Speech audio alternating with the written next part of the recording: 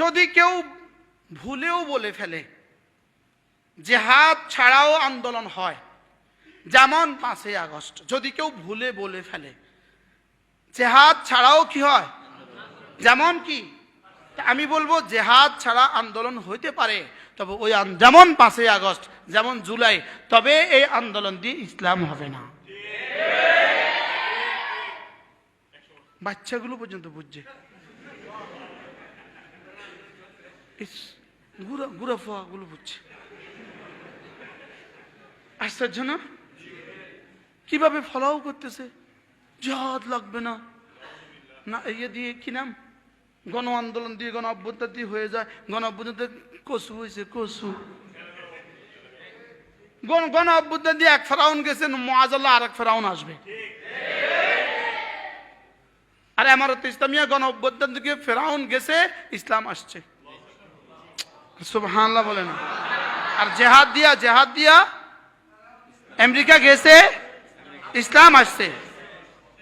জিহাদ দিয়া কি যাবে, ফেরাউন যাবে, আর গণ আন্দোলন দিয়া এক ফেরাউন যাবে, আরেক নমরুদ আসবে। তো এটা আর ওটা বুঝি এক, এটা দিয়ে যদি ওটারে কেউ ধামাচাপা দিতে চায় কি, এটা হবে না। এটা ওই ওয়ারাসিখুনা ফিল ইলম সমস্যা। কি সমস্যা বলেন? ইলমের এতগুলো ওলামা একরাম পাইলে কথা কইতে কিরকম লাগে। এটা কোনো হইলো আমার ওয়াজ হয়, ওয়াজ হবে মূর্খ মার্কা কথা, একটা টান মারবো, হা করবো, হু করবো কি, কিন্তু এখানে আসলে ওলামাদের কারণে আমাদের কথাও কি হয়ে যায়। আল্লাহ তাআলা যেন আমাদেরকে সকলকেই উলুমের মধ্যে রুসুখ পয়দা করে দেন।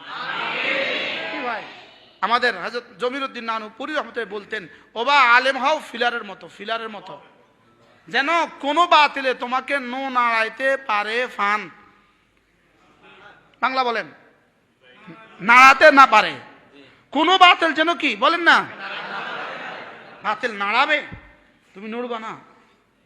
পৃথিবীর সব বাতিল যদি একসাথে হয় তো না, জিহাদ, ইসলাম, নামাজ, জিকির, তেলাওয়াত, ওসওয়া না, কিছু থেকে কিছু ঘুরিছে। আরে বাস্তব না বাস্তব বলেন, কিছু থেকে কিছু হলে ঘুরিছে, ঘুরি কি লিগা, এলেমের কি কারণে, এলমের দুর্বলতার কারণে। কি বলে আন্দোলন দিয়ে বলে সারবো, যে হাত ধরে লাগতো না। 5 তারিখে হয়েছে না, 5 তারিখে কিটা হয়েছে, কোন গুড়ার ডিম হয়েছে, সামনে কয়টা সিট পানে না, তখন দেখা যাবে 5 তারিখে কি পাইছেন। 5 তারিখে কি পাইছি এটা দেখা যাবে তো সামনের সিটে না। বাস্তব না বাস্তব? যদি সামনে যাতে আমার 300 সিট দিয়ে দিত তো কইতাম যাক কিছুটা উপকার হয়েছে আমার।